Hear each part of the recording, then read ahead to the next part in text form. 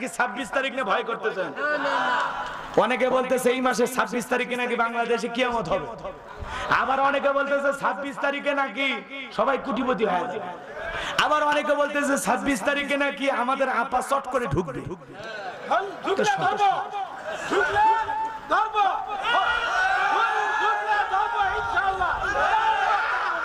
বেটা চল সাহস আছে, এরাই তো দেশকে স্বাধীন করছে। কথা কম, এরকম মুরব্বীরা দেশ স্বাধীন করছে। কথা বলে ঠিক কিনা?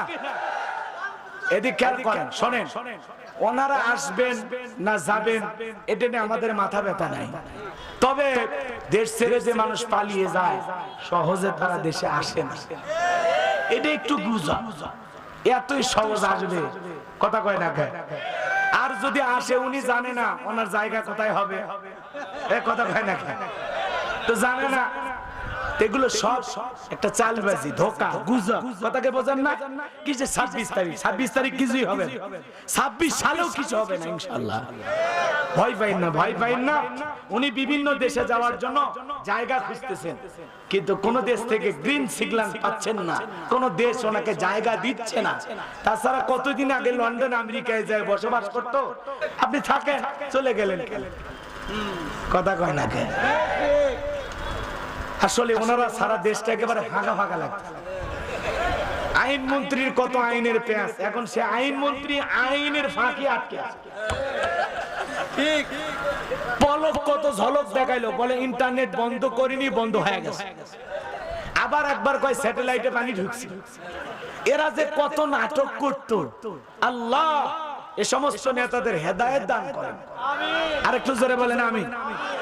তবে আপনারা যুগে যুগে একটা জিনিস মনে রাখবেন, জালেমদের শেষ পরিণতি পরাজয়, আর ইমানদারদের শেষ পরিণতি হলো বিজয়। যারা জুলুম করেছে, জনগণের মাল আত্মসাৎ করেছে, দেশের টাকা বিদেশে পাচার করেছে, দুনিয়ার আদালতে বিচার না হয়ে পরকালে প্রত্যেকটা টাকার জবাব আল্লাহর কাছে দিতে হবে। আবু সাইদের মায়ের চোখের পানির জবাব দিতে হবে, মুগ্ধের মায়ের মা বাবার কান্নার জবাব দিতে হবে। কেউ ছাড়া পাবে না। দুনিয়াতে বেঁচে গেলে আল্লাহ তাদেরকে ছাড়বে। আল্লাহর ধরা বড় কঠিন, ইন্না বাতশা রাব্বিকা লাশাদীদ। আল্লাহর পাকড়াও বড় কঠিন। আল্লাহ ধরে ধরে না, আল্লাহ ধরলে ছাড় দেয়। এইজন্য আমরা হতাশাগ্রস্ত হব না। যারা আমাদের শাসক হবে ভবিষ্যতে, আমরা তাদেরকে বলবো ইতিহাস থেকে শিক্ষা গ্রহণ করে চেয়ারে বসেন। কথা কয় না? আমার ভাইয়ের, আমি যে কথা বলতে চাচ্ছিলাম, ধনীরা যাকাত দিতে চায় না, যাকাত আদায় করা লাগবে। গভীর মনোযোগ দিয়ে কথাগুলো শ্রবণ করবেন। আল্লাহ নবী মুসা আলাইহিস সালাম কারুনকে যা বলে, কারুন যাকাত দিতে হবে। কারুন ডেকে বলে আমি যাকাত দিতে পারবো না। আল্লাহ নবী মুসা আলাইহিস সালাম ডেকে বলে যাকাত না দিলে যাকাত আদায় করা হবে। মারহাবা কম। মুসা নবী রাগ কম না বেশি? যেই নবী রেগে গেলে মাথার টুপি ভেদ করে চুলগুলো খাড়া হয়ে যায়। যে নবী রাগান্বিত হয়ে আজরাইলকে পর্যন্ত থাপ্পড় মারতেন। আল্লাহু আকবার বলেন। যে নবী রেগে গিয়ে কিপ্তিকে একটা থাপ্পড় মারার কারণে, ঘুষি মারার কারণে দুনিয়ার জমিন থেকে বিদায় হয়েছে। যে নবী রাগান্বিত হয়ে ছাগলকে পর্যন্ত আছাড় মেরেছিল। আল্লাহু আকবার। মুসা নবী রাগ কম না বেশি? সেই মুসা নবীর চোখের দিকে তাকায়া কারণ ডেকে বলে মুসা যাকাত দিতে হবে কত? পয়গম্বর ডেকে বলে 2.5% দিতে হবে। কারণ ডেকে বলে ঠিক আছে, আমাকে একটু সময় দেন, আমি একটু হিসাব নিকাশ করে দেখি কত টাকা যাকাত আসে। মুসা নবী চলে গেলেন। এইবার কারণ হিসাব নিকাশে বৈশা গেল। এই কারণকে আল্লাহ পাক এত সম্পদ দিয়েছিল, 70টা উট লাগতো চাবি বহন করতে। চাবি যদি এত হয় তালা কত, আর তালা যদি এত হয় সেন্দুকে মাল কত? ছোট মাথায় ধরবে না। কারণ এইবার হিসাব নিকাশ করে দেখে কয়েক হাজার কর্মচারী দিয়া সারা রাত সারা দিন যদি যাকাতের টাকা দেওয়া হয়, এরপরেও টাকা শেষ হবে না। এমনি তো কৃপণ, পায়ে স্যান্ডেল দেয় না, ক্ষয় যাবে বলে, গায়ে জামা পরে না, ছিঁড়ে যাবে বলে, সেই কৃপণকে এত টাকা যাকাত দিতে পারে না। এইবার কারণ একটা গভীর ষড়যন্ত্র করলো। এলাকা একটা 2 নাম্বার মহিলা ছিল, পতিতা, নাম হলো সবদা। এই সবদার কাছে যা বলে, সবদা রে 2 বস্তা টাকা তোরে দেব, বিনিময়ে তোমাকে একটা সাক্ষী দিতে হবে। আল্লাহ নবী মুসা আলাইহিস সালাম আগামী কালকে যখন ভরা মজলিসে আলোচনা করবে, ওই ভরা মজলিসে দাঁড়াইয়া একবার শুধু বলবা, মুসা নবী দিনের বেলা ওয়াজ করে আর রাতের বেলা আমি সবদার সাথে রাত কাটাই, বাস এতটুকু কথাই বললে যথেষ্ট, বাকি যা করার আমি করব। সবদা 2 নাম্বার মহিলা রাজি হয়ে গেল, 1 বস্তা টাকা অ্যাডভান্স হিসাবে দিয়ে দিল, আর বলে সাক্ষী দেওয়ার পরে আগামী কালকে আর 1 বস্তা টাকা পাইবা। এই কথা বলে কারণ চলে গেল। পরের দিন সকাল বেলা আল্লাহ নবী মুসা আলাইহিস সালাম হাজার হাজার জনতার সামনে ওয়াজ করতেছেন, সুন্দর করে মানুষকে বয়ান শোনাইতেছেন। আল্লাহ নবী মুসা আলাইহিস সালামের বয়ান শোনার পরে ওই সবদা নামের মহিলার পাষাণ হৃদয় গইলা চোখ দিয়া পানি ঝরতেছে। এদিক খেয়াল করেন, এই চাচা চাচা সেই জিনিস, খালি চাচা পিনি কুটছে চাচা। এদিক খেয়াল, কষ্ট হচ্ছে আপনাদের? কে কান্না করে জাতি জানে, কথা বলে ঠিক না?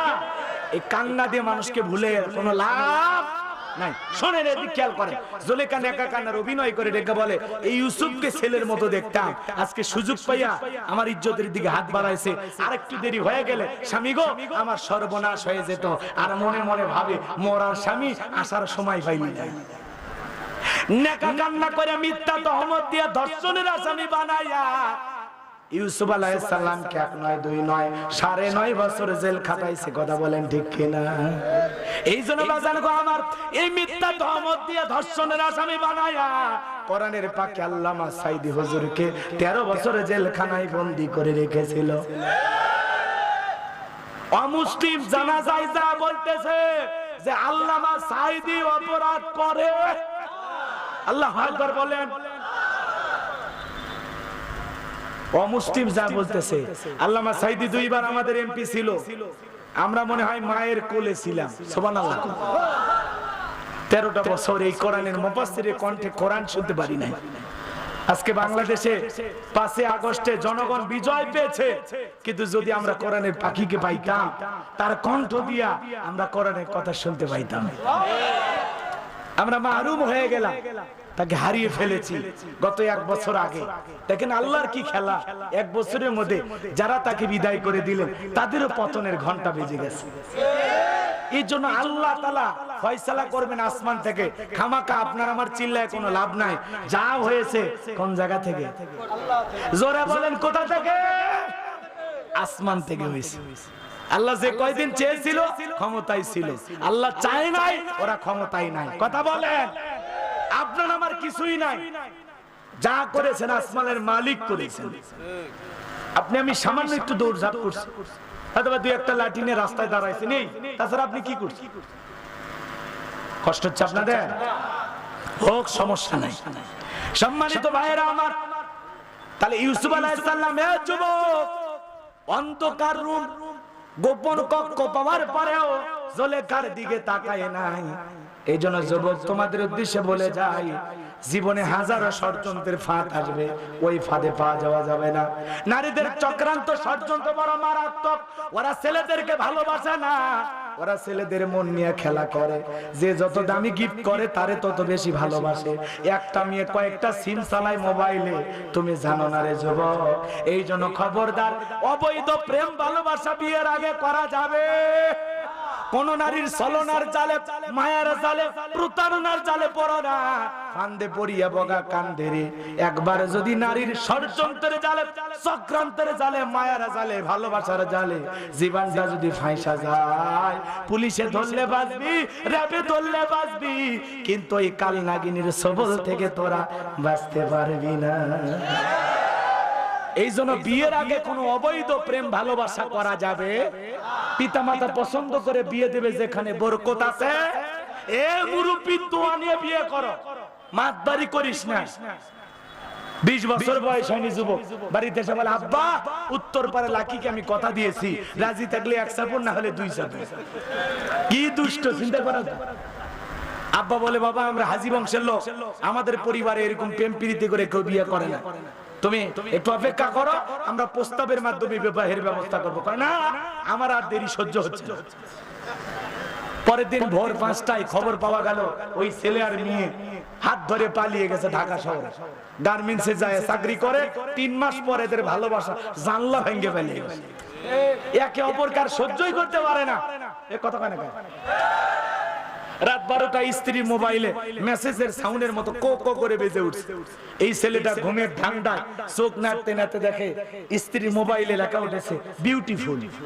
এইবার স্ত্রীকে ঘুম থেকে ডাকে আর বলে, এই লাকি ওঠ, বিয়ের আগে সোনা ময়না জাদু, কত কলজের পাখি, পরাণের পাখি, আমি নাকি তোর পরাণের আধঘা।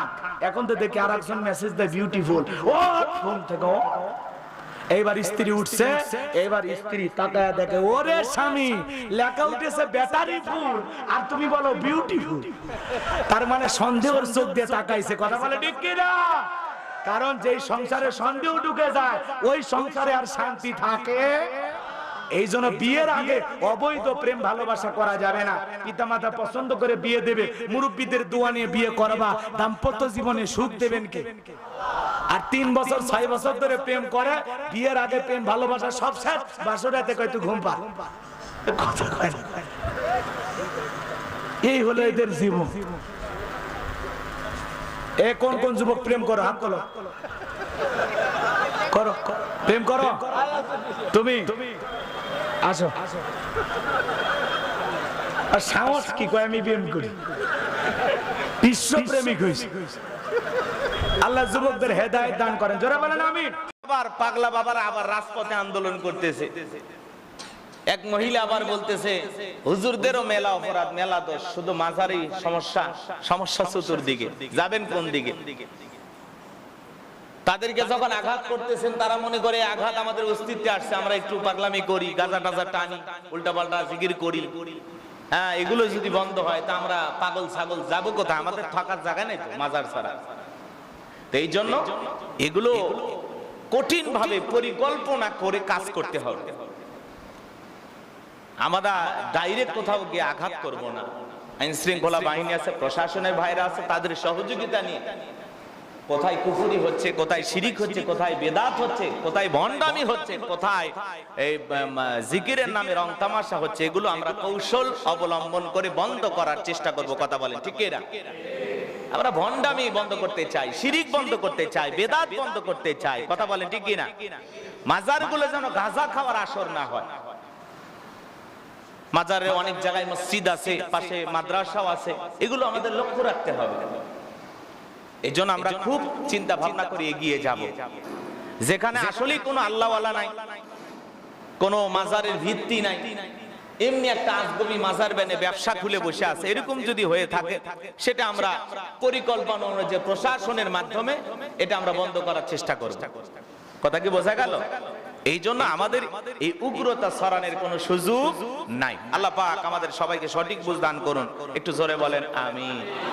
আর একটু জোরে বলেন আমিন। সম্মানিত হাজিরিন, বিশ্বনবী মুহাম্মদ রাসূলুল্লাহ সাল্লাল্লাহু আলাইহি সাল্লাম এই পৃথিবীর জমিনে আগমন করেছিলেন। 1 নয় 2 নয়, আজ থেকে 1500 বছর আগে বিশ্বনবী মুহাম্মদ রাসূলুল্লাহ সাল্লাল্লাহু আলাইহি সাল্লাম পৃথিবীর জমিনে আগমন করেছিলেন। সে সময়ের আরব জাতির অবস্থা কেমন ছিল আমি কয়েকটা পাঠ করেছি আপনাদের সামনে। আজকে প্রথম পাঠ আলোচনা হবে, এরপরে দ্বিতীয় পাঠ। আমি যদি পরিপূর্ণভাবে রাসূল আকরাম সাল্লাল্লাহু আলাইহি সাল্লামের জিন্দেগীর শুরু থেকে শেষ পর্যন্ত আলোচনা করতে চাই, কয়েক বছরের কয়েক জুমা পড়ায়া আলোচনা করা সম্ভব নয়। আমরা একটু সংক্ষিপ্ত ভাবে অল্প কিছু সময় হলেও বিশ্বনবীর জীবনী থেকে পরিপূর্ণ আলোচনা একটু জানার দরকার আছে না? না, গভীর মনোযোগ দিয়ে কথাগুলো শ্রবণ করার চেষ্টা করবেন। মধ্যপ্রাচ্যের মূল আদিবাসী হলেন আরব জাতি। এখানে 1-2 জায়গা নয়, 3 দিকে সাগর বিশিষ্ট 13 লক্ষ বর্গ মাইল বিশ্বব্যাপী সেরা আরব উপদ্বীপ কেবল পৃথিবীর মধ্য একেবারে মধ্যবর্তী স্থানে অবস্থিত। বলেন আল্লাহু আকবার। পৃথিবীর চতুর্দিক থেকে মধ্যবর্তী স্থান হলো খানাই কাবা, যেখানে এটা হলো পৃথিবীর মধ্যবর্তী স্থান। আল্লাহু আকবার বলেন। আরব জাতিরা সে সময় কেমন ছিল জানেন? সে সময়ের আরব জাতিরা বিভিন্ন ভাবে ভাগ ছিল, বিভিন্ন গোত্রে ভাগ ছিল। লম্বা ইতিহাস, লম্বা ঘটনা, এত বিস্তারিত আলোচনা করতে গেলে বছরের পর বছর, মাসের পর মাস কেটে যাবে, আলোচনা শেষ হবে না। এই আরব জাতিরা এরা গোত্র শাসিত, বিভিন্ন গোত্র ছিল তাদের। এই বিভিন্ন গোত্রের আরব জাতিরা এখানে তারা বসবাস করত। আরব জাতির অবস্থা খুব একটা ভালো ছিল না। এই জন্য ওই যুগকে আইয়ামে জাহিলিয়াতের যুগ বলা হয়। বিশ্বনবীর আগমনের পূর্বে রাজনৈতিক অবস্থাও তাদের খুব একটা ভালো ছিল না। আগে বললাম তারা গোত্রপতির শাসন মেনে নিত। বিভিন্ন গোত্রে তারা ভাগ ছিল, বিভিন্ন গোত্রের লিডার ছিল তারা। এখানে যারা বসবাস করত, দক্ষিণ অঞ্চলে যারা বসবাস ছিল এরা হাবশার সাম্রাজ্য, পূর্বের যারা এরা পারস্যিক সাম্রাজ্য ছিল, উত্তর অঞ্চলে যারা ভূখণ্ডে ছিল এরা রোম সাম্রাজ্যের শাসকের অধীনে ছিল। এইভাবে সম্রাট শাসিত অঞ্চল, বিভিন্ন গোত্রের লিডার তাদেরকে শাসন করত। রাজনৈতিক অবস্থা হিসাবে আরবের অবস্থা খুব একটা ভালো ছিল না। ধর্মীয় অবস্থার দিক থেকে যদি তাকান, এই ব্যাপারে কোরআনুল কারীমের ভিতরে ব্যাপক আলোচনা আল্লাহ তাআলা করেছেন। সে সময় তারা জাহিলি যুগের অবস্থা এমন ছিল, সে সময় তারা ইব্রাহিম আলাইহিস সালামের মিল্লাতের উপরে ছিলেন অনেকেই বলতেন, কিন্তু অধিকাংশ উলামা ইকরামদের মতে তারা খ্রিস্টান ধর্ম অবলম্বী ছিল। সে সময়ের মানুষেরা, যদিও আরবের মানুষেরা এমন ছিল, প্রথমে তারা শিরিক করত না, বেদাত করত না। বিশ্বনবী মুহাম্মদ রাসূলুল্লাহ সাল্লাল্লাহু আলাইহি সাল্লামের দাদা জনাব আব্দুল মুত্তালিব, কি নাম? এই আব্দুল মুত্তালিব, তার বড় ছেলে হারেস, তিনি জন্মগ্রহণ করার পরে আরবের যে কূপটা ছিল এই কূপটা বন্ধ করা হয়েছিল। আব্দুল মুত্তালিব স্বপ্নে দেখলেন কূপটা খনন করার নির্দিষ্ট স্থান তাকে দেখিয়ে দেওয়া হলো। কূপটা খনন করা হলো, সেখান থেকে মানুষ মিষ্টি পানি পান করত। বলেন সুবহানাল্লাহ।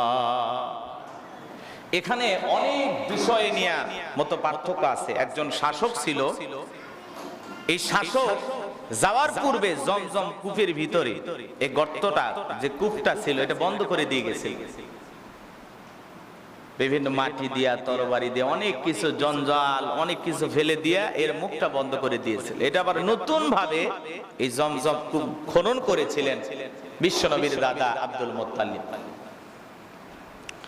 এই কূপ খনন করার পরে এটা নিয়ে অনেক আলোচনা আছে।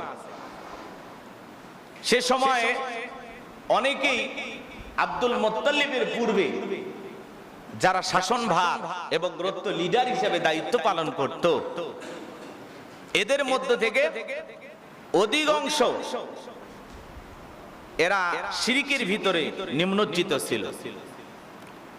আর এই শিরিক একজন মক্কা নগরীর প্রভাবশালী শাসক, গোত্রীয় লিডার, সে ফিলিস্তিনের এলাকায় একটি সফর করতে গিয়েছিল। সেখানে গিয়ে যায় দেখলেন সে এলাকার লোকজন হুবাল নামের এক প্রতিমার পূজা করে। তাদেরকে যখন জিজ্ঞাসা করা হলো, এই হুবাল তোমাদের কি উপকার করে, কেন তোমরা তার পূজা করো? তখন তারা বলল, এই হুবাল আমাদের অনেক উপকারে আসে। আমরা এর কাছে বৃষ্টি চাইলে সে বৃষ্টি দেয়, এর কাছে আমাদের কোনো সমস্যা হইলে, কোনো বিষয় যদি আমরা আবদার করি, এই হুব্বা বা হুবাল, এই প্রতিমা, তার কাছে যদি আমরা বৃষ্টি চাই সে আমাদেরকে বৃষ্টি দেয়, কোনো কিছু চাইলে সে আমাদের আশা পূরণ করে দেয়। জোরে বলেন নাউজুবিল্লাহ। এটা ছিল তাদের ধারণা। তখন এই আরব থেকে যে ব্যক্তি সেখানে সফর করতে গিয়েছিলেন, সে তখন চিন্তা করলো এদের কাছ থেকে তাহলে এখান থেকে একটা হুবাল, এই প্রতিমাটা আমি নিয়ে যাই। সে তখন প্রতিমাটা নিয়ে এসে আরবের বুকে শিরিক প্রতিষ্ঠিত করলো। জোরে কর নাউজুবিল্লাহ। এভাবে বিভিন্ন জায়গা থেকে পাথর নিয়ে আসে, মূর্তি নিয়ে আসে, প্রতিমা নিয়ে আসে, তার আলাদা আলাদা নামকরণ করা হয়। এভাবে তারা এক নয়, দুই নয়, বেশ কয়েক বছর ধরে শিরকের ভিতরে ডুবে থাকে। এই জন্য ওই যুগকে আইয়ামে জাহিলিয়াতের যুগ বলা হয়। শুধু এমনটাই নয়, সে যুগে নারীদের কোনো দাম ছিল না। নারীদেরকে বাজারে বিক্রি করা হতো, দাসী হিসাবে তাদেরকে ক্রয় করে নিয়ে যাওয়া হতো। আবার যারা সম্ভ্রান্ত ভদ্র ফ্যামিলিতে যে সমস্ত নারীরা জন্মগ্রহণ করত, এদের আবার একটা আলাদা সম্মান ছিল। কিন্তু সে সময়ের আরবে যারা বসবাস করত, এরা কন্যা সন্তান জন্মগ্রহণ করাকে অলক্ষণ কুলক্ষণ মনে করত এটা একটা অভিশাপ। জোরে কর নাউজুবিল্লাহ। তারা মেয়েকে লালন পালন করে অন্য আরেকটা ছেলের হাতে তুলে দিতে হবে, এই বিষয়টা তারা মানত না। এই বিষয়টা তাদের কাছে কষ্টসাধ্য ব্যাপার হতো। সম্মানিত হাজিরিন, এরা যখন প্রতিমার পূজা শুরু করে দিল, শিরকের ভিতরে গোটা জাতি যখন জর্জরিত, সে সময়ের অবস্থা আমি বলতেছিলাম যে সময়ে মানুষ শিরকের ভিতরে ধাবিত, পুরো জাতি যখন শিরকের ভিতরে ডুবে গেছে, প্রতিমার পূজা করতে লাগলো। বিশ্বনবী মুহাম্মদ রাসূলুল্লাহ সাল্লাল্লাহু আলাইহি সাল্লামের আগমনের পূর্বে এই জন্য বলা হয় এই যুগটাকে জাহিলিয়াতের যুগ, অন্ধকারের যুগ বলা হয়। যেখানে শিরকে ভরপুর ছিল, বেদাতে ভরপুর ছিল, কুফরির অন্ধকারে পুরো জাতি ডুবেছিল। যে কওমের সময়, যেই জাতির সময় নারীদের কোনো সম্মান ছিল না, মর্যাদা ছিল না। কন্যা সন্তান জন্মগ্রহণ করলে তাকে জ্যান্ত মাটির ভিতরে পুঁতে রাখা হতো। এই সময় যখন তারা হুবাল নামে প্রতিমার পূজা শুরু করে দিল, চতুর্দিক দিয়ে যখন তারা শিরকের ভিতরে ডুবে গেল, ওই সময় বিশ্বনবী মুহাম্মদ রাসূলুল্লাহ সাল্লাল্লাহু আলাইহি সাল্লাম আগমন করেছিলেন। নবীজির আগমনের পূর্বে গভীর মনোযোগ দিয়ে শুনবেন, বিশ্ব নবীর আগমনের পূর্বে নবীজির পিতা নাম হলো আব্দুল্লাহ। মাত্র 25 বছর বয়সে তিনি ইন্তিকাল করেছিলেন। তিনি বিবাহ করেছিলেন বিশ্ব নবীর বাবা আব্দুল্লাহ। বিশ্ব নবীর মা হলেন আমেনা। সংসার করা অবস্থায় বেশি দিন সংসার করতে পারেন নাই। মাত্র কয়েক মাস সংসার করার পরে মদিনার থেকে ব্যবসায়ীর কাছ থেকে ফেরার পথে আব্দুল্লাহ 25 বছর বয়সে মৃত্যুবরণ করেন। অল্প বয়সেই মৃত্যুবরণ করেছিলেন, তরুণ যুবক। মৃত্যুর সময়, মৃত্যুকালে তিনি যেসব সম্পদ রেখে গিয়েছিলেন, 5টি উট তিনি রেখে গিয়েছিলেন, এক পাল ছাগল তিনি রেখে গিয়েছিলেন, এবং একটা নাবালিকা হাফসি দাসী বারাকা ওরফে উম্মে আইমানকে রেখে গিয়েছিলেন। এতটুকু সম্পদ রেখে নবীজির পিতা আব্দুল্লাহ ইন্তেকাল করেছিলেন। বিশ্বনবীর মায়ের গর্ভে থাকা অবস্থায় বাবাকে তিনি হারালেন। এরপরে বিশ্বনবী মুহাম্মদ রাসূলুল্লাহ সাল্লাল্লাহু আলাইহি সাল্লাম বাবার ইন্তেকালের মাত্র 5 মাস পরে তিনি জন্মগ্রহণ করলেন। আল্লাহু আকবার বলেন। জন্মগ্রহণ করার পরে যেদিন তিনি জন্মগ্রহণ করেছিলেন, সোমবারের দিন সুবে সাদেকের সময় নবীজির দাদা ঘরের দুয়ারে দাঁড়িয়ে বলে, ও মা আমেনা, কই আমার নাতি, আমার কোলে দাও, আমি আমার নাতিকে আদর করতে চাই। এখানে আরো অনেক কথা বাকি আছে, সব কথা বলার সুযোগ হবে না। নবীজি যখন মায়ের গর্ভে ছিলেন, নবীজির মা যখন পানি আনার জন্য কূপের কাছে যাইতেন, কূপের পানি নিচে ছিল, মা আমেনা যখন পানি আনার জন্য কূপের কাছে দাঁড়ায় যেতেন, কে যেন বলতো, কূপের পানি রে, বিশ্বনবীর মা পানি নেওয়ার জন্য এসেছে, কষ্ট যেন না হয়। কূপের পানি এমন ভাবে কূপের মুখ বরাবর পৌঁছে যেতেন, স্বাভাবিকভাবেই পানি তুলতে পারতেন, তার কোনো কষ্ট হইতো না। আকাশের পাখিগুলো উড়ে যেত। আমেনা বলতেন, ওই পাখিদের মধ্য থেকে কে যেন বলতো, এ পাখির দল খবরদার সামনে আর পা বাড়াবি না, সামনে আর পাখা মেলবি না, কারণ জমিনের উপরে দাঁড়ায় আছে বিশ্ব নবীর মা। যদি তোমরা বিশ্ব নবীর মায়ের মাথার উপর দিয়ে উড়ে চলে যাও, নবীর সাথে বেয়াদবি হয়ে যাবে। এইভাবে বিশ্ব নবীর মাকে তারা সম্মান প্রদর্শন করত। বলেন আল্লাহু আকবার। ঘুমের ঘরে স্বপ্নে কে যেন বলতো, আমিনা তুমি বড় ভাগ্যবতী, তোমার গর্ভে যে সন্তানটা আসতেছে এটা দুনিয়ার কোনো সাধারণ সন্তান নয়, এটা হলো আখিরি পয়গাম্বার মুহাম্মদ রাসূলুল্লাহ সাল্লাল্লাহু আলাইহি সাল্লাম। বলেন আল্লাহু আকবার। এক সময় নেতার বিরুদ্ধে স্লোগান দিলে সাথে সাথে গ্রেফতার করা হতো, কিন্তু বিশ্ব নবীকে গালি দিলে গ্রেফতার করা হতো না। আপনারা অনেকে শুনেছেন, খুলনায় একজন অমুসলিম হিন্দু যুবক কিশোর, খুব বেশি বয়স হয় নাই, বিশ্ব নবীকে কটূক্তি করে বাজে ভাষায় গালি দিয়েছেন। এই দেশের তরুণ ছাত্র সমাজ তাকে ঘেরাও করেছেন। পাকিস্তান আর বাংলাদেশের খেলা চলতেছিল, সে জায়গায় কমেন্টস করতে গিয়ে আমার নবীকে শুধু গালি দেয়, গালি দেয়, নবীকে নিয়ে বাজে ভাষায় গালি দেয়। মুসলিম যুবক সহ্য করতে পারল না, হিন্দু যুবকের আইডির সন্ধান করে কোন যুবক গালি দিল, খুলনার সেই হিন্দু যুবককে ধরেছে জনগণ। ধরার পরে ধলাই দিতে চাইছিল, পরে আবার যুবকেরা বলল না, নিজের হাতে আইন তুলে নেব না, থানার পুলিশের কাছে নিয়ে গেছে।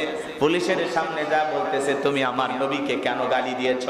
হিন্দু যুবক বলতেছে, আমি রাগের ঠেলায় গালি দিয়েছি, রাগেই গালি দিয়ে ফেলেছি, কিন্তু এটা আমার ভুল হয়ে গেছে, আপনারা আমাকে মাফ করে দেন, আমি এটা অন্যায় করেছি। তার মা বাবা বলেছে, আমার ছেলে এই অন্যায় করেছে, আমরা যদি জানতাম শাসন করতাম। তার মা বাবাও ভদ্র, কিন্তু এই ছেলেটা আল্লাহ রাসূলকে গালি দিয়েছে। নবীজিকে যদি কেউ অপমান করে, কটূক্তি করে, বাজে মন্তব্য করে, আমার নবীকে গালি দেয়, বলেন এটাকে মেনে নেওয়া যায়? কেউ আমার বাপকে গালি দিলে আমি সহ্য করব, মাকে গালি দিলে সহ্য করব, আমার দলকে গালি দিলে সহ্য করব, কিন্তু বিশ্ব নবী হলেন আমাদের কলিজার টুকরা নবী। নবীকে নিয়ে যদি কেউ বাজে মন্তব্য করে, কটূক্তি করে, বাজে ভাষায় গালি দেয়, ওরে ছাড় দেওয়া যাবে না। কথা বলেন ঠিক কিনা? যে সমস্ত খুলনার তরুণ যুবকেরা এই হিন্দু যুবককে ধরেছে, ওরা বলেছে 10 মিনিট ছেড়ে দেয়, আমরা এর গলায় জুতার মালা পরে দিয়া পুরো খুলনা শহর একটু ঘুরবো। পুলিশ বলতেছে, না বাবা, তোমাদের হাতে ছেড়ে দিলে একটা ঘটনা বিপরীত হয়ে যেতে পারে। তাহলে চিন্তা করেন, আলহামদুলিল্লাহ বলেন যে বাংলাদেশের তরুণেরা কিভাবে জেগে উঠেছে। এখন রাসূলকে নিয়ে যদি কেউ বাজে মন্তব্য করে, তরুণেরাই তাকে ধরতেছে, প্রশাসনের হাতে তুলে দিচ্ছে। আর এক সময় নাস্তিক বেঈমান আর রাসূলকে গালি দিত, আর এই সমস্ত নেতারা ছায়া ছায়া দেখতো, কিছুই করতো না। আর ওদেরকে তুলে যদি কেউ গালি দিত, ওদের নামে যদি কেউ বদনাম করত, ওদের বাপকে যদি কেউ গালি দিত, বাপ রে বাপ, আর 14 গোষ্ঠী সহ গ্রেফতার করতো। কথা বলে ঠিক কিনা? ধরতো। আর রাসূলকে গালি দিলে তাকে গোপনে গোপনেরা বাহাবা দিত। কথা বলেন ঠিক কিনা? এই জন্য আমরা মুসলিম, আমরা মুসলমান, আমাদের কলিজার টুকরা নবীকে নিয়ে যদি কেউ বাজে মন্তব্য করে, বাজে ভাষায় গালি দেয়, কটূক্তি করে, তাকে ছাড় দেওয়া হবে। নবীজির অপমানে যদি না কাঁদে তোমার মন, মুসলিম নয়, তুমি মুনাফিক, নবীজির দুশমন। কথা বলেন ঠিক কিনা? এই জন্য সম্মানিত হাজিরিন, খুলনার যেই যুবক গালি দিয়েছেন, আমরা তাকে চাই দ্রুত বিচার করা হোক। এমন বিচার করতে হবে যাতে বাংলাদেশে আর কোনো বেঈমান নাস্তিক রাসূলকে গালি দেওয়ার সাহস না পায়। কথা বলে ঠিক কিনা? এক ধর্মের আমরা আর একটা ধর্মকে কখনো আক্রমণ করি না, ওরা কেন আমার রাসূলকে আক্রমণ করবে? আমরা এটা মেনে নিতে পারবো? আমার রাসূলকে গালি দেবে আর আমরা আঙ্গুল চুষবো, এমনটা হবে না। নবীজিকে অপমান করলে আপনার আমার শরীরে যদি সত্যিকারী মুসলমান হয়ে থাকি, আর শরীরের ভিতরে রাসূল আকরাম সাল্লাল্লাহু আলাইহি সাল্লামের প্রতি দরদ, ভালোবাসা, মহব্বত যদি কলিজায় জায়গা পায়, তাহলে রাসূলের অপমান দেখে আপনি কখনো চুপ করে বসে থাকতে পারবেন না। আপনার ভিতরে একটা পাওয়ার জাগ্রত হবে, স্পিরিট জাগ্রত হবে, মনে হবে আমার নবীকে গালি দেয় এই বেঈমান, আমি সহ্য করব না। সহ্য করার সুযোগ নাই, ওদেরকে শাস্তি দিতে হবে। আর 2-4 জনকে শাস্তি দিলে বাকি নাস্তিক বেঈমানের এমনি সোজা হয়ে যাবে। কথা বলেন ঠিক কিনা? এজন্য বিচার করা দরকার। রাসূলকে যারা গালি দেবে এদের বিচার করা লাগবে। কথা বলেন ঠিক কিনা? সর্বোচ্চ শাস্তি দিতে হবে। যাতে বাংলার জমিনে আর কোন কুলাঙ্গার, আর কোন বেঈমান, আর কোন নাস্তিক নবীকে গালি দেওয়ার সাহস না পায়। কথা বলেন ঠিক কিনা? আমার ভাইয়ের, আমি যে কথা বলতে চাচ্ছিলাম গভীর মনোযোগ দিয়ে শোনাবেন। হযরত আবু বকর সিদ্দিক রাদিয়াল্লাহু তাআলা কেমন নেতা ছিলেন, কেমন নেতা ছিলেন। ইসলামিক নেতা কারে বলে? নিজের বাড়ির খাবার নিয়ে যা জনগণকে খাওয়াইতেন। আর আমরা সমাজের মধ্যে নেতা পাই, জনগণের খাবার নিজেরা কাইরা খাই। কথা বলেন ঠিক কিনা? এই জন্য বাংলাদেশে হাহাকার, ফুটপাতে শিশু ঘুমাচ্ছে, রাস্তাঘাটে অনাথ বাচ্চারা ঘুরতেছে, সমাজে হাজার হাজার বঞ্চিত টোকায়ের রাস্তাঘাটে ঘুরতেছে, সমাজ তার ব্যবস্থা নিচ্ছে না। কথা বলেন ঠিক কিনা? ঈদের আনন্দ ভাগাভাগি করতে পারে আল্লাহ।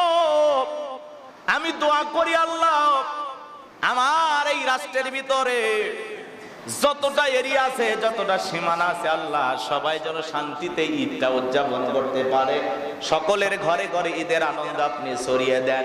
জনগণের কল্যাণ কামনা করে, শান্তি কামনা করে হযরত আবু বকর সিদ্দিক রাদিয়াল্লাহু তাআলা মসজিদে নববীতে কান্না করে।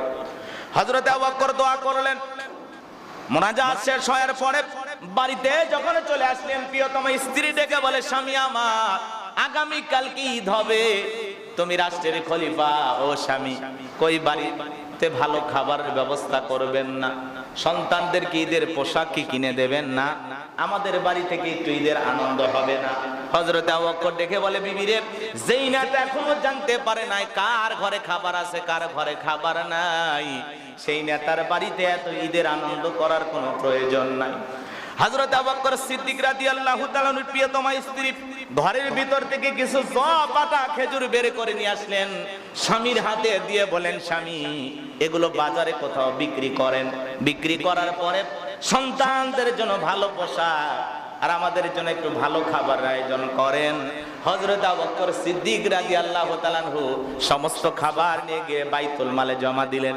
অর্থমন্ত্রী আসলামকে ডেকে বলেন, আসলাম, এখনো তালিকা অনুযায়ী যে সমস্ত গরিবের বাড়িতে খাবার পৌঁছায় নাই, যাও যাও, আমার বাড়ি থেকে যে খাবারটা নিয়ে এসেছি এটা জনগণের বাড়িতে পৌঁছায় দাও। চিৎকার মেরে বলেন আল্লাহু আকবার।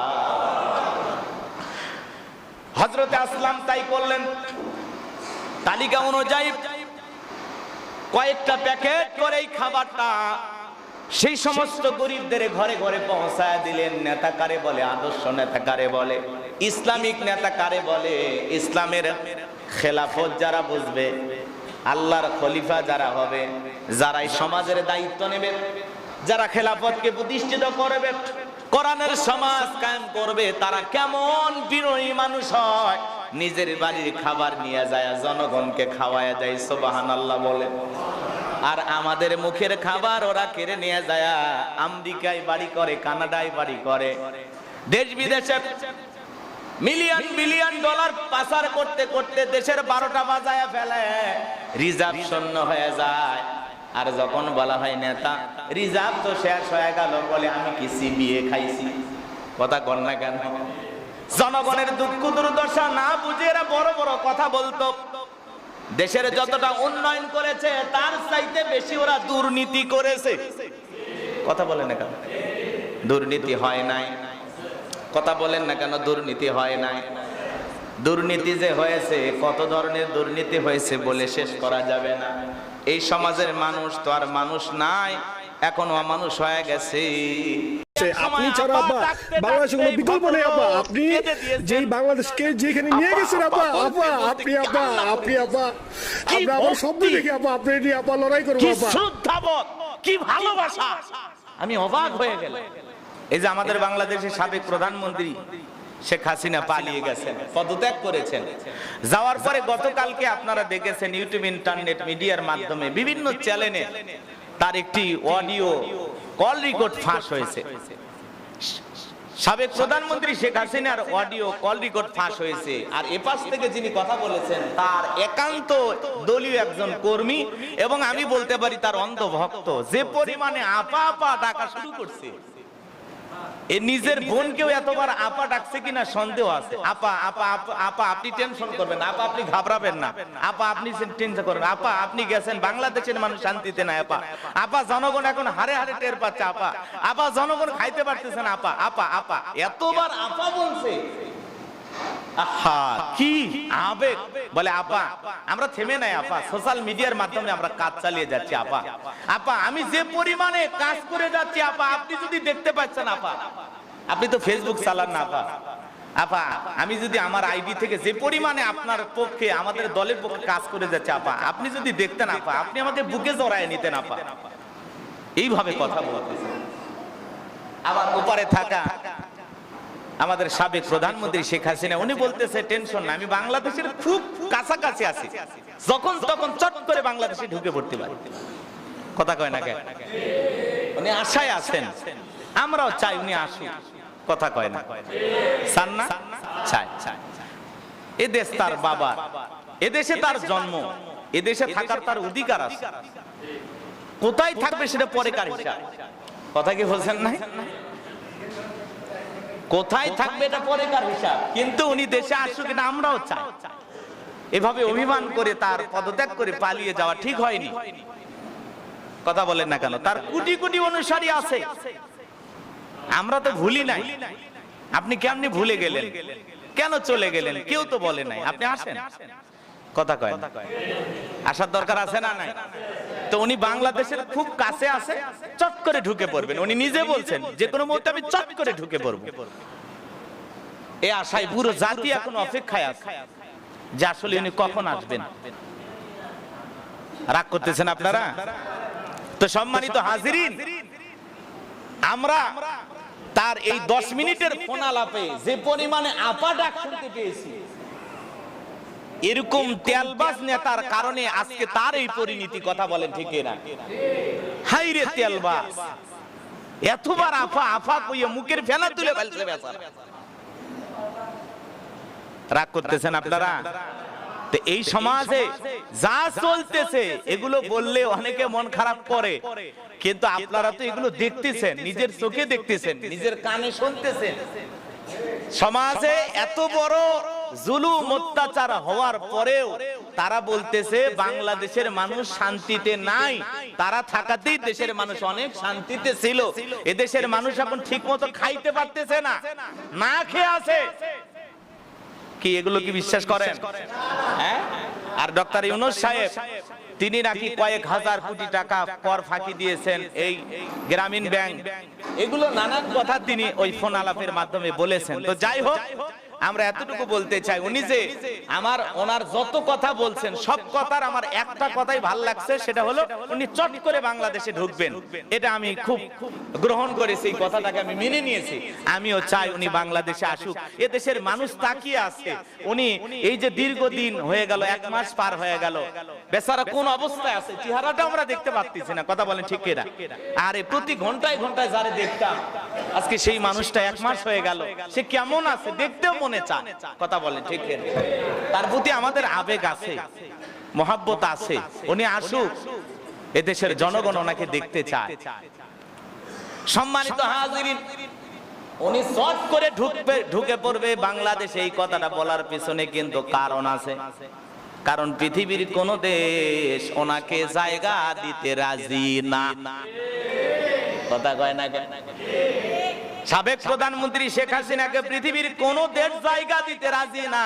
ভারত আছে মহা বেকায়দায়, যাওয়ার পর থেকে ভারতেও অশান্তি লাগে আছে, ভারতের সরকারও টেনশনে পড়ে আছে। এই জন্য হয়তোবা তিনি একটা আলামত পাইতেছেন, মনে হয় এদেশেও থাকা যাবে না। এই জন্য সুযোগ খুঁজতেছেন যে শর্ট করে আমি বাংলাদেশের খুব নিকটবর্তী একটা জায়গা আছি। আবার ওই কর্মী বলতেছে, আপা আপনাকে নাকি হেলিকপ্টার এখান থেকে ওখানে নেওয়া হয়েছে, তার একটা ভিডিও ভাইরাল হয়েছে। তখন বলতেছে এসব কি গুজবের কথা বলো, আমি কখন আবার হেলিকপ্টারে চললাম, আমি তো সেখানে আছি, নিরাপদে আছি। বলতেছে আপা তাহলে এটা মনে অনেক আগের ভিডিও, ওরা মনে এডিট করে ছাড়ছে। তখন বলে ভিডিওটা আমার কাছে পাঠায়া দিও। এই যে লম্বা সময় ধরে কথা বলেছেন, এক সময় আপা ডাকতে ডাকতে এই ভদ্রলোক কেঁদে দিয়েছেন। আপা আপা বলতে বলতে কান্না করে দিয়েছেন। কি ভক্তি, কি শ্রদ্ধাবোধ, কি ভালোবাসা, আমি অবাক হয়ে গেলাম। এরকম কর্মী আমাদের তৈরি করা দরকার। কথা কয় না কেন? আমগো কেউ ওইভাবে ডাকে না, হুজুর হুজুর কেমন আছেন, হুজুর ভালো আছেন, হুজুর হুজুর কেউ ডাকে না। যে পরিমাণে আপা ডাকছে, যদি আপনি ওই 10 মিনিটে হিসাব নিকাশ করেন, আমার মনে হয় ক্যালকুলেটরে জায়গাও হবে না, এতবার আপা ডাকছে। রবের তাসবিহ, আল্লাহর তাসবিহ মনে হয় জীবনে এতবার পাঠ করছে কিনা এই বেচারা নিজেও জানে না। কথা বলে ঠিক কিনা? এই জন্য কথায় আছে অতি ভক্তি চোরের লক্ষণ। কারণ তারে ঢাল হিসেবে ব্যবহার কইরা তারাও তো আঙ্গুল ফুলে কলার কাজ হইছে, কোটি কোটি টাকার মালিক হইছে, আপা না থাকাতে তাদের ইনকাম বন্ধ, এই জন্য তারা টেনশনে আছে। কথা বলেন ঠিক কিনা? ওরা আপা যদি আবার ফিরে আসে তারা আবার চালু হয়ে যাবে, এরকম একটা চিন্তা আছে। কিন্তু কি হবে না হবে এ দেশের জনগণ ঠিক করবে। কথা বলে ঠিক কিনা? সম্মানিত হাজিরিন, যে কথা বলতে যাচ্ছিলাম, এই জন্য আতঙ্কিত হওয়া যাবে না, ঘাবড়ানো যাবে না, টেনশনে পড়া যাবে না। ষড়যন্ত্র কিন্তু থেমে নাই, ষড়যন্ত্র একটার পর একটা চলতেই থাকবে। আর প্রত্যেকটা ষড়যন্ত্রের দাঁত ভাঙা জবাব দেওয়ার জন্য বাংলাদেশের মানুষকে প্রস্তুতি গ্রহণ করার দরকার আছে না? না। আর যদি ঘুমায় থাকেন তাহলে অবস্থা বেগতি হবে, সমস্যা তৈরি হবে। কথা বলেন ঠিক কিনা? এই জন্য ঘুমানোর কোনো সুযোগ নাই। আমি যে কথা বলতে চাচ্ছিলাম, আব্রাহা বাদশাহ হস্তি বাহিনী নিয়া খানাই কাবা আক্রমণ করার জন্য যখন রওনা করে দিয়েছিলেন, আল্লাহ রাব্বুল আলামিন তখন এই হস্তি বাহিনীকে সাইজ করার জন্য আল্লাহ রাব্বুল আলামিনের পক্ষ থেকে একদল ক্ষুদ্র বাহিনী পাঠাইছিলেন। এই বাহিনীর নাম কি? আরো জোরে বলেন কি? আবাবিল পাখি। আল্লাহ রাব্বুল আলামিন বিশ্বনবী মুহাম্মদ রাসূলুল্লাহ সাল্লাল্লাহু আলাইহি সাল্লামকে নবুয়ত দান করার পরে আল্লাহ রাব্বুল আলামিন সূরা ফিল, একটা হাতির নামে সূরা নাজিল করে আমার আল্লাহ বলেন, আলাম তারা কাইফা ফাআলা রাব্বুকা বিআসহাবিল ফিল আলাম ইয়াজআল কাইদাহুম ফি তাদলিল।